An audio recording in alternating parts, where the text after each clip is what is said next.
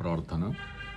మా ప్రియ పరలోకపు తండ్రి, నీ పరిశుద్ధమైన నామానికి, ఘనమైన నామానికి వేలాది వందనాలు, స్తుతులు, స్తోత్రాలు.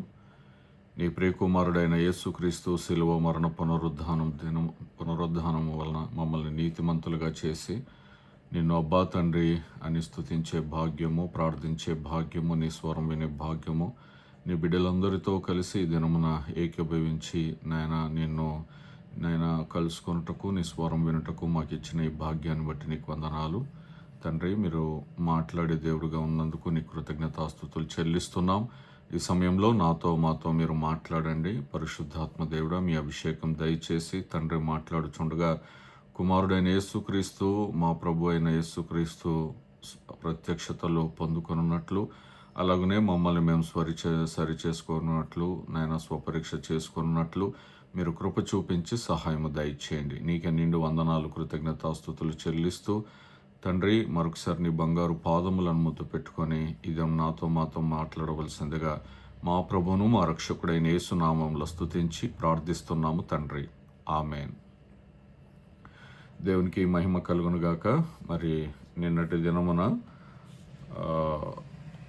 ఫీనెహాసు ఇశ్రాయేలు పాలెంలో మరి ఆ పాపమును పరిహరించుట ద్వారా, వారిద్దరిని చంపుట ద్వారా దేవుని ఉగ్రతను నుండి తప్పించడము, ఆ తర్వాత మరి 20 సంవత్సరములు పైబడిన వారిని మరి ప్రభు లెక్కించమని చెప్పడం, మరి ఇర్మియాని దేవుడు తల్లి గర్భంలో నుండే ఆయన రూపింపబడక ముందే ఎన్నుకున్నాడని మనము జ్ఞాపకం చేసుకున్నాం. మరి పెళ్ళగించుటకు, నశింప చేయుటకు, మరి ఇలాగున 6 విషయాలు, కట్టుటకు, నాటుటకు 2 విషయాలు, మిగతావి 4 విషయాలు మనం చూసుకున్నాం. మరి ఈరోజు సంఖ్యాకాండము 26వ అధ్యాయము 5 నుండి 51 వచనాలు. అయితే ఈ వచనాలలో మనం చూస్తే ఇశ్రాయేలీల సంఖ్య 20 సంవత్సరములు పైబడిన వారి సంఖ్య అంతా కూడా ఇందులో లెక్కించడము, వారి సంఖ్య ఏంటో తెలియచేయడం జరుగుతుంది. మరి 5వ వచనం నుండి ఇశ్రాయేలు తొలిచూలు రూబేను దగ్గర నుండి లెక్కించడము జరుగుతుంది. చివరికి మరి 51వ వచనం వచ్చేటప్పటికి ఇశ్రాయేలీలో లెక్కింపబడిన వీరు 6,10,730 మంది.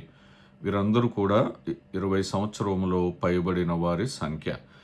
ఈ 5 నుండి 51 వచనాల్లో ఇందులో మనము టైం సరిపోదు మనకి ఈ 51 వచనాలు చదివినందుకు, మీరు తర్వాత చదవండి. 9వ వచనము, కోరహు తన సమూహములో పేరు పొందినవాడు, అతని సమాజము యెహోవాకు విరోధముగా వాదించినప్పుడు సమాజములో మోషే అహరోనులకు విరోధముగా వాదించిన దాతాను, అబిరాములు వీరు. మనకి దేవుడు మాటి మాటికి మనకి జ్ఞాపకం చేస్తూ ఉన్నాడు. మరి యెహోవాకు విరోధముగా వాదించినప్పుడు, ఇక్కడ వాదన యెహోవాకు డైరెక్ట్గా వీళ్ళు వాదించలేదు, కానీ దేవుడు ఎన్నుకున్న నాయకులకు, దేవుడు ఎన్నుకున్న యాజకులకు విరోధంగా వాదిస్తే అది యెహోవాకు వాదించినట్టే, విరోధముగా వాదించినట్టే. ఎందుకంటే ఆ నాయకత్వాన్ని, ఆ యాజకత్వాన్ని మరి ఏర్పాటు చేసింది దేవుడు, అది మానవుల మస్తిష్కంలో నుండి వచ్చింది కాదు. కాబట్టి మనము చిన్నదైనా పెద్దదైనా ఏదైనా సరే సేవకులకి, నాయకులకి, యాజకులకి, పరిచారకులకి విరోధముగా మాట్లాడినా అది యెహోవాకు విరోధముగా మాట్లాడినట్టుగానే మనం భావించాలి. అందులో ఎటువంటి అనుమానము లేదు. 10వ వచనంలో, ఆ సమూహపు వారు మృతి పొందినప్పుడు అగ్ని 250 మందిని భక్షించినందున భూమి తన నోరు తెరిచి వారిని, కోరహును మింగివేసినందున వారు దృష్టాంతములైరి. ఇది ఎందుకు దేవుడు మాటి మాటికి మనకు జ్ఞాపకం చేస్తున్నాడు?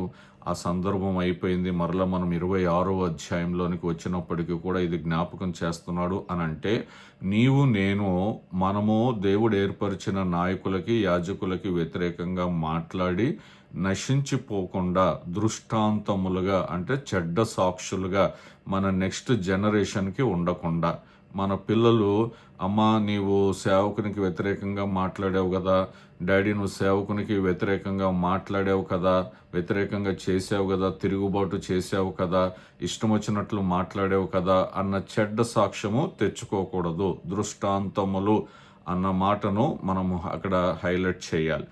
11వ వచనంలో, అయితే కోరహు కుమారులు చావలేదు. వాళ్ళు దేవునికి భయభక్తులు కలిగినటువంటి వారుగా, తర్వాత వాళ్ళు కీర్తనలు రాసినట్టుగా ఇవన్నీ మనకు తెలుసు. అయితే ఇందులో మనము ఈ మాటలను జ్ఞాపకం చేసుకోవాలి. కోరహు సంగతి, కోరహు దృష్టాంతములు ఎలాగున్నారు. మెట్టుకు మరి మోషేకి సెలవిచ్చినప్పుడు 20 సంవత్సరములు పైవారుగా ఉన్నవారిని లెక్కబెట్టమన్నప్పుడు 51వ వచనంలో ఇశ్రాయేలు లెక్కింపబడిన వీరు 6,10,730 మంది. ఇప్పుడు రెండవ భాగము ఇర్మియా పుస్తకము 1వ అధ్యాయము 11 నుండి 15 వచనాలు చదువుకుందాం. ఇర్మియా పుస్తకము 1వ అధ్యాయము 11 నుండి 15 వచనాలు. మరియు యెహోవా వాక్కు నాకు ప్రత్యక్షమై, ఇర్మియా నీకేమి కనబడుచున్నదని సెలవిచ్చాను. అందుకు బాదాము చెట్టు చువ్వ కనబడుచున్నదని నేననగా, యెహోవా నీవు బాగుగా కనిపెట్టితివి, నేను చెప్పిన వాక్యమును నెరవేర్చుటకు నేను ఆతురపడుచున్నానని.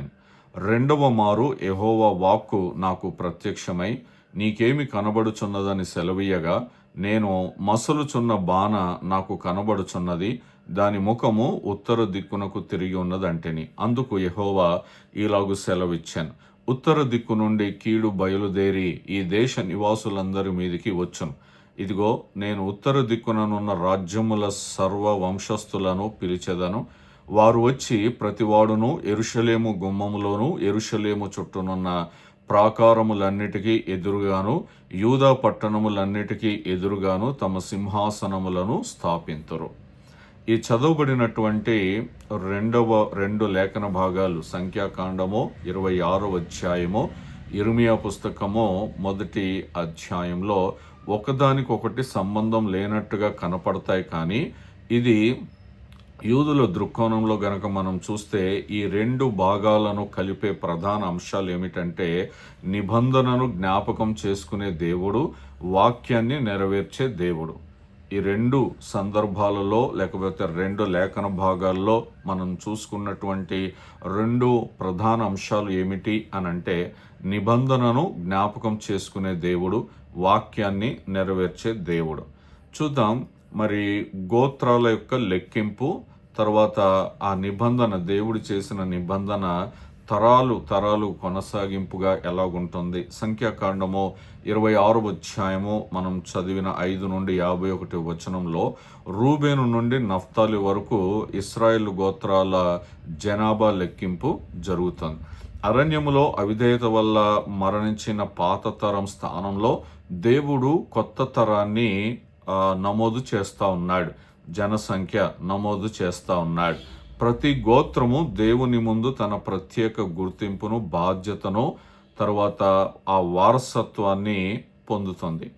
మరి ఇక్కడ మనం చూస్తే ఈ 6,10,730 మంది అన్న లెక్క మనం ఒకవైపు చూస్తే, నాణానికి ఒకవైపు చూస్తే, నాణానికి రెండవ వైపు దేవుడు తన ప్రజలపై చూపిన ప్రేమ, ఆ నిబంధన జ్ఞాపకం అనేది మనకు అర్థమవుతుంది. చూడండి, దేవుడు మనకి కాపరిగా ఉన్నాడు. దేవుడు గొర్రెల కాపరిగా ఉన్నాడు. గొర్రెల కాపరి వలె తన మందను రోజు లెక్కిస్తాడు. ఉదయం లెక్కిస్తాడు, సాయంత్రం లెక్కిస్తాడు. సాయంత్రం ఇంటికి వచ్చేటప్పుడు గొర్రెలు లెక్క సరిగ్గా ఉందా లేదా అని చూస్తాడు. అంటే ప్రతి గొర్రెకి ఒక విలువ ఉంటుంది. లెక్కించబడుట అంటే విలువైన వారు అని మనం ప్రారంభంలో నేర్చుకున్నాం. ప్రతి కుటుంబానికి దేవునిలో విలువ ఉంది. ప్రతి కొత్త తరానికి మరి ఆ కొత్త తరము ఆ వాగ్దాన దేశానికి సిద్ధమవుతుంది. లెక్కించబడుతున్నారు. మరి కాపరి లెక్కించి ఇంటికి ఎలా తీసుకొస్తాడో దేవుడు కూడా లెక్కించి తన వాగ్దాన దేశానికి తీసుకొని వెళ్తున్నాడు. ఇప్పుడు ఇర్మియా పుస్తకానికి వద్దాం. ఇక్కడ ఇర్మియాను నీకేం కనపడుతుంది అని దేవుడు ఇర్మియాను అడిగినప్పుడు బాదాము చెట్టు చువ్వ కనపడుతుంది అని అంటాడు. మొదటి సందర్భంలో బాదాము చెట్టు చువ్వ కనపడుతుంది అని అంటాడు. బాదాము చెట్టు చువ్వ మరి చూస్తూ ఉన్నాడు. అప్పుడు దేవుడు అంటాడు, నేను చెప్పిన వాక్యమును నెరవేర్చుటకు నేను ఆతురపడుచున్నాను అని అంటాడు. బాదాము చెట్టు చువ్వ కనపడితే ఇర్మియాకి, మరి దేవుడు నేను చెప్పిన వాక్యమును నెరవేర్చుటకు నేను ఆతురపడుచున్నాను, ఇది సందర్భం ఏమిటి? మరి బాలుడైన ఇర్మియాను అడుగుతాడు దేవుడు, నీకేం కనపడుతుందని. మరి బాదాం చెట్టు చువ్వ అంటాడు. ఇక్కడ మనం చూస్తే బాదాము చెట్టుకి పేరు హీబ్రూలో షాకేడ్ అంటారు. షాకేడ్. ఆ ఆతురపడుచున్నాను లేకపోతే పడుట అన్న దానికి షోకేడ్ అనే మాట ఉంటుంది హీబ్రూలో.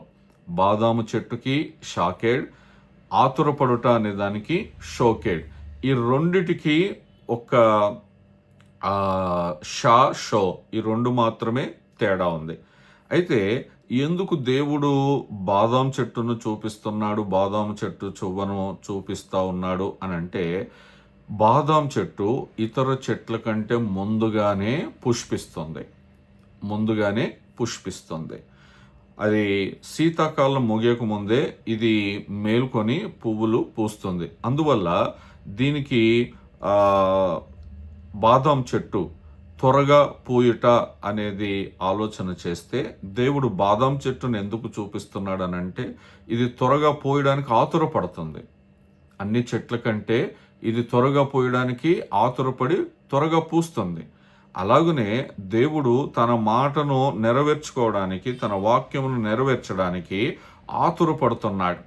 అది ఎలాగున బాదాం చెట్టు ఆతురపడుతుందో పుష్పించడానికి, దేవుడు కూడా తన వాక్యమును నెరవేర్చుటకు ఆతురపడుతున్నాడు. మరి బాదాం చెట్టు త్వరగా పుష్పించినట్లే దేవుడు ప్రకటించిన తీర్పు లేదా వాగ్దానం లేదా వాక్యం మరి తాను నిర్ణయించిన సమయంలో ఆలస్యము లేకుండా నెరవేరుతుంది అనేది సాదృశ్యంగా ఉండడానికి ఆ బాదాం చెట్టు చువ్వను దేవుడు చూపిస్తా ఉన్నాడు. ఇప్పుడు రెండవది ఇర్మియాను అడుగుతాడు దేవుడు, ఏం కనపడుతుంది అని అంటే, మరి మసులుచున్న బాణ, ఉత్తరం వైపు నుండి మసులుచున్న బాణ కనబడుతుంది అని అంటాడు. ఇప్పుడు దేవుడు చెప్తాడు, ఆ ఉత్తరం నుండి తీర్పు వస్తుందని దేవుడు స్పష్టం చేస్తాడు. మసులుచున్న మాన, సర్వ సామ్రాజ్యముల నుండి జనులందరూ వస్తారు వ్యతిరేకంగా, ఇశ్రాయేలులకి వ్యతిరేకంగా. ఇది బబులోను ద్వారా రాబోయే తీర్పుకి సంకేతం. ఇక్కడ మనము గమనించాల్సిన విషయం, మొదటిది బాదాము చెట్టు చువ్వ పుష్పించడము, ఆ తర్వాత మసులుచున్న బాణ. ఇవి రెండు కూడా మరి దేవుడు తాను చెయ్యాలనుకున్నది ఎలాగున ఆతురపడి చేస్తున్నాడో ఆయన మనము ధ్యానం చేసుకున్నాం కదా. మన అంశం పేరు జ్ఞాపకం చేసుకుంటే, నిబంధనను జ్ఞాపకం చేసుకునే దేవుడు, వాక్యమును నెరవేర్చే దేవుడు. ఆయన నీలాగా నాలాగా మరి మాట తప్పే దేవుడు కాదు అన్న సంగతిని మనం జ్ఞాపకం చేసుకోవాలి. ఇక్కడ మనం చూస్తే సంఖ్యాకాండంలో ప్రతి గోత్రాన్ని పేరున లెక్కిస్తున్నాడు. అంటే ప్రతి గోత్రంలో ప్రతి వ్యక్తికి చాలా ఇంపార్టెంట్ ఉంటుంది. ఇర్మియా పుస్తకములో దేవుడు తన వాక్యాన్ని మర్చిపోడు. ఇక్కడ ఇశ్రాయేలీల్ని మర్చిపోవట్లేదు, అక్కడ దేవుడు తన వాగ్దానము, తన నిబంధన, తన మాటను మర్చిపోవట్లేదు. దేవుడు తన ప్రజలను, తన వాగ్దానాలను ఎప్పుడు కూడా మర్చిపోడు. సంఖ్యాకాండంలో అవిధేయమైన తరము ముగిసిపోయింది. దేవుడు ఎన్ని గొప్ప కార్యాలు చేస్తున్నా కూడా వాళ్ళు అవిధేయులుగానే ఉంటున్నారు, సనుగుతూనే ఉంటున్నారు. సేవకులకు, యాజకులకు, నాయకత్వానికి వ్యతిరేకంగా మాట్లాడుతూనే ఉన్నారు. ఈరోజు సంఘాల్లో కూడా ఎంత వాక్యం బోధించినా, ఎన్ని అద్భుతాలు చేస్తున్నా వ్యతిరేకంగా మాట్లాడే వాళ్ళు, మరి రకరకాలుగా చేసేవాళ్ళు ఈరోజు డైరెక్ట్గా మాట్లాడట్లేదు, ఇండైరెక్ట్గా కూడా మాట్లాడుతూ ఉన్నారు. రకరకాల టెక్నాలజీని ఉపయోగించుకొని సంఘానికి ఏమి వ్యతిరేకం చేయాలో అది చేస్తూనే ఉన్నారు. అవిధేయమైన తరం తొలగిపోయింది, దేవుడు తొలగించేశాడు. ఆ తర్వాత విధేయత కలిగినటువంటి కొత్త తరాన్ని దేవుడు సిద్ధం చేసుకుంటున్నాడు. తనకు వ్యతిరేకంగా ఉన్న వాళ్ళను దేవుడు ఎట్టి పరిస్థితుల్లో వాడుకోడు. మనం వాడబడుతున్నాం అన్నట్టుగా కనపడుతుంది, కానీ దేవుని దృష్టిలో ఆయన మాత్రము దానికి మార్కులు వేయడు. మరి అవిధేయత కొనసాగితే తీర్పు తప్పదని ప్రకటించబడుతుంది. వీళ్ళు వెళ్ళినప్పటికీ కూడా వీళ్ళు కూడా అవిధేయులైతే, ఈ కొత్త తరము కూడా అవిధేయులవుతే అక్కడ తీర్పు తప్పదని ఇర్మియా గ్రంథంలో మనం చూస్తూ ఉన్నాం. కనాను దేశానికి వెళ్ళినప్పటికీ కూడా దేవుని నిబంధన ప్రకారము, దేవుని ధర్మశాస్త్ర ప్రకారము జీవించినప్పుడు దేవుడు ఎలాంటి పరిస్థితుల గుండా తీసుకెళ్లాడో మనకి కనపడుతుంది. కొత్త తరం నాయకుడు, కొత్త తరం జనాభాకి కొత్త తరం నాయకుడిని దేవుడు లేపి వాళ్ళ దగ్గరికి హెచ్చరికలు పంపిస్తూ ఉన్నాడు. తీర్పు వస్తుంది అని చెప్పి దేవుడు హెచ్చరిస్తూ ఉన్నాడు. దేవుడు తన నిబంధనను తాను గౌరవిస్తాడు. అంటే మన భాషలో చెప్పాలంటే, మనం ఇచ్చిన మాట మీద నేను నిలబడతానో అని అంటాం కదా, అలాగున దేవుడు తన నిబంధనను గౌరవిస్తాడు. విధేయతను ఆశీర్వదిస్తాడు, అవిధేయతను శిక్షిస్తాడు. ఈ 3 మాటలు మనం జ్ఞాపకం ఉంచుకోవాలి. దేవుడు తన నిబంధనను గౌరవిస్తాడు, దేవుడు విధేయత చూపించే వాళ్ళను ఆశీర్వదిస్తాడు, మూడవది అవిధేయతను శిక్షిస్తాడు. సంఖ్యాకాండంలో కొత్త తరము వాగ్దాన దేశానికి సిద్ధమవుతుంది. ఇర్మియాలో కొత్త ప్రవక్త ద్వారా ప్రజలకు హెచ్చరిక ఇవ్వబడుతోంది. ప్రతి కొత్త తరానికి దేవుడు కొత్త బాధ్యత అప్పగిస్తాడు. ఆ కొత్త తరము కొత్త బాధ్యతను కలిగి ఉంటుంది. దేవుని వాక్యం అనేది తప్పకుండా నెరవేరుతుంది. దేవుడు వీళ్ళందరూ అరణ్యంలో మరణిస్తారని చెప్పినప్పుడు పాత తరం నిజంగానే అరణ్యములో పిట్టలు రాలిపోయినట్టుగా రాలిపోయారు. కొత్త తరము వాగ్దాన దేశంలో ప్రవేశించడానికి సిద్ధంగా ఉంది. ఇప్పుడు ఇర్మియాలో దేవుడు అంటున్నాడు, నేను చెప్పిన వాక్యమును నెరవేర్చుటకు నేను ఆతురపడుచున్నాను అని అంటున్నాడు. దేవుని వాగ్దానమైనా సరే, దేవుని హెచ్చరిక అయినా సరే తప్పకుండా నెరవేరుతుంది. దానికి ఉదాహరణ బాదాం చెట్టు చువ్వను చూపిస్తా ఉన్నాడు. కాబట్టి సంఖ్యాకాండంలో గోత్రాల లెక్కింపు మనం చూస్తూ ఉన్నాం. ఇది 2వ లెక్కింపు. తరువాత ఇర్మియాలో బాదాం చెట్టు దర్శనం చూస్తూ ఉన్నాం. సంఖ్యాకాండంలో కొత్త తరము వాగ్దాన దేశానికి సిద్ధపరచడం మనం చూస్తూ ఉన్నాం. ఇర్మియాలో కొత్త ప్రవక్త సేవ ప్రారంభాన్ని మనం చూస్తూ ఉన్నాం. దేవుడు తన ప్రజలను జ్ఞాపకం చేసుకుంటున్నాడు, ప్రతి గోత్రాన్ని జ్ఞాపకం చేసుకుంటూ ఉన్నాడు. అలాగనే ఇర్మియాలో దేవుడు తన వాక్యాన్ని నెరవేర్చడానికి సిద్ధంగా ఉన్నాడు, ఆతురపడుతున్నాడు. మరి సంఖ్యాకాండంలో విధేయత వలన వారసత్వం వచ్చింది. ఫినెహాసు చూపించినటువంటి ఆ తెగువను బట్టి, ఆ వారసత్వం, ఆ పరిశుద్ధతను కాపాడుటను బట్టి ఆ యాజకత్వపు వారసత్వము ఫినెహాసుకు వచ్చింది. ఇక్కడ ఇర్మియా పుస్తకంలో అవిధేయతకు తీర్పు అనేది ఒక హెచ్చరికగా వస్తుంది. దేవుడు చూడమంటున్నాడు, ఉత్తరపు దిక్కున మసులుతున్న బాణ, అది తీర్పుకు సాదృశ్యంగా ఉంటుంది. మరి ఇక్కడేమో సంఖ్యాకాండంలో నిబంధన కొనసాగింపు, దేవుడు తన ప్రజలతో చేసిన నిబంధనను కొనసాగిస్తున్నాడు. అవిధేయులందరూ రాలిపోయారు, కొత్త తరాన్ని దేవుడు ఎన్నుకున్నాడు, ఆ నిబంధనను కొనసాగిస్తున్నాడు. మీరు కూడా నశించండి అనట్లేదు, వాగ్దానం చేశాడు, మీరు ఖచ్చితంగా ఆ కనాను దేశానికి వెళ్తారు, పాలు తేనెలు ప్రవహించే దేశానికి వెళ్తారు. ఆ క్రమంలో తన నిబంధనను జ్ఞాపకం చేసుకొని కొత్త తరాన్ని తీసుకొని వెళ్తున్నాడు. మనం పాత తరంలో ఉండాలా, కొత్త తరంలో ఉండాలా? విధేయత చూపని పాత తరంలో ఉండాలా, విధేయత చూపించిన కొత్త తరంలో ఉండాలా? ఇప్పుడు వీళ్ళు వచ్చినప్పటికీ కూడా, ఆ కొన్ని సంవత్సరాల తర్వాత వాగ్దాన దేశంలోనికి వచ్చినప్పటికీ కూడా వాళ్ళు మరలా నిబంధనను ఉల్లంఘిస్తూ ఉన్నారు. దేవుడు ఉల్లంఘించట్లేదు, కానీ దేవునితో నిబంధన చేసుకున్న తన ప్రజలు ఇశ్రాయేలీలు ఆ నిబంధనను ఉల్లంఘిస్తున్నప్పుడు ప్రవక్తను లేపి ఒక హెచ్చరిక, నిబంధన ఉల్లంఘనకు ఒక హెచ్చరికను చూపిస్తూ ఉన్నాడు. కాబట్టి ఈ 2 భాగాలు కలిసి మనకు 5 గొప్ప సత్యాలు బోధిస్తాయి. మొదటిది, దేవుడు ప్రతి వ్యక్తిని, ప్రతి కుటుంబాన్ని, ప్రతి గోత్రాన్ని విలువైనదిగా చూస్తాడు. నీవు నేను దేవునిలో చాలా విలువైన వారము. మన కుటుంబాలు చాలా విలువైన కుటుంబాలు. రెండవది, దేవుడు తన వాగ్దానాలను మరియు తన హెచ్చరికలను రెండిటినీ నెరవేరుస్తాడు. తన వాగ్దానం నెరవేరుస్తాడు, తన తీర్పు కూడా నెరవేరుస్తాడు. మూడవది, ప్రతి కొత్త తరానికి దేవుడు ఒక కొత్త బాధ్యతను అప్పగిస్తాడు. ఒక కొత్త నాయకుడిని లేపుతాడు, కొత్త యాజకుడిని లేపుతాడు, కొత్త ప్రవక్తను లేపుతాడు. ఇది మనం గుర్తుంచుకోవాల్సినటువంటి విషయం. అలాగనే నాలుగవది, విధేయత ఆశీర్వాదానికి, అవిధేయత తీర్పుకు దారితీస్తుంది. మరలా చదువుతున్నాను, విధేయత ఆశీర్వాదానికి, అవిధేయత తీర్పుకి దారితీస్తుంది. ఐదవది, దేవుని నిబంధన చరిత్రలో నిరంతరం కొనసాగుతుంది. దీన్ని ఆపేవాళ్ళు ఎవరు ఉండరు, దీన్ని కొట్టేసే వాళ్ళు ఎవరు ఉండరు. తరాలు మారినా ఆయన ఉద్దేశం మాత్రము మారదు. మన బైబిల్ గ్రంథంలో ఆయన చిత్తం ఏమిటి అని అంటే, ఏ ఒక్కరూ నశించుట ఆయన చిత్తము కాదు. ఇదేమన్నా మార్పు ఉంటుందా? ఇందులో ఎటువంటి మార్పు ఉండదు. ఎవరైనా ఈ ఆలోచనను మార్చగలరా? ఏ మనుషుని వల్ల కాదు, ఏ దూత వల్ల కాదు. అందరూ అంతటను మారు మనసు పొందుకొని రక్షించబడాలనేది దేవుని చిత్తముగా ఉంటుంది. కాబట్టి దేవుని నిబంధన చరిత్రలో నిరంతరము కొనసాగుతుంది. తరాలు మారినా కూడా ఆయన ఉద్దేశం మాత్రము మారదు. సంఖ్యాకాండం 26వ అధ్యాయంలో దేవుడు కొత్త తరాన్ని లెక్కించి వారికి వాగ్దాన దేశ వారసత్వాన్ని వాళ్ళకు సిద్ధం చేస్తాడు.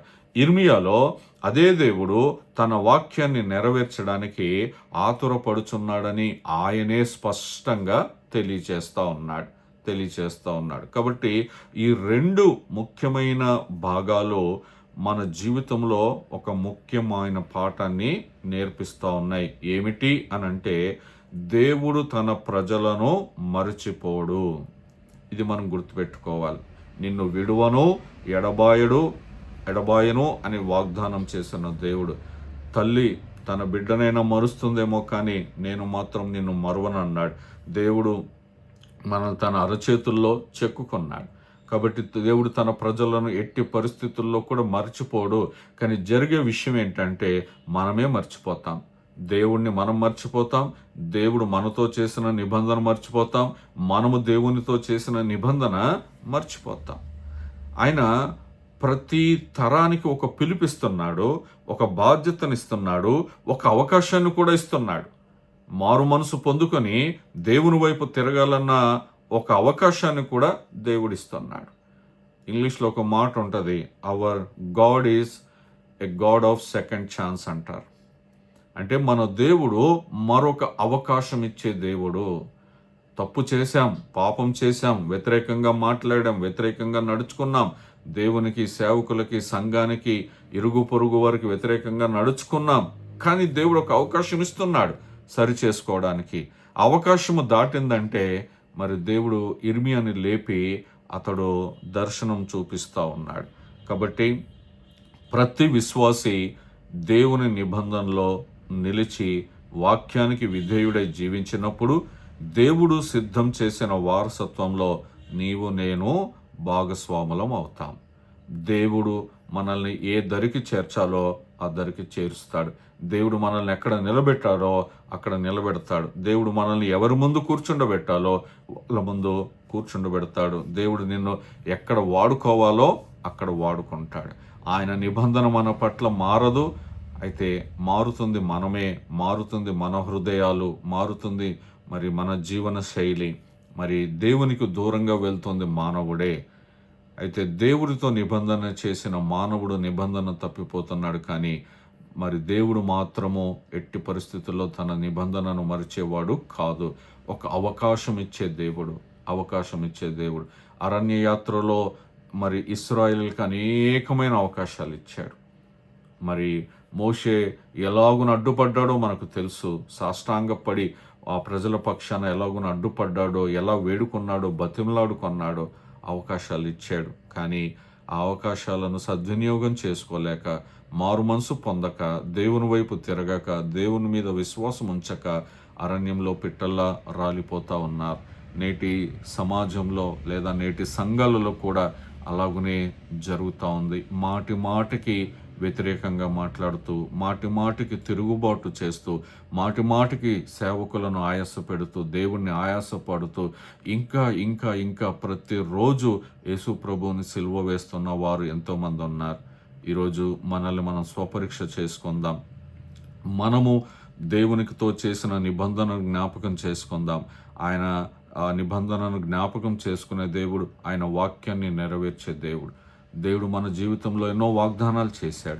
ఆ వాగ్దానాలన్నీ నెరవేర్చబడాలి అనంటే నీవు నేను ఆ వాక్యమునకు విధేయత చూపించాలి, ఆ నిబంధనకు విధేయత చూపించాలి. అటువంటి కృప దేవుడు మనకు దయచేయునుగాక. ఆమేన్.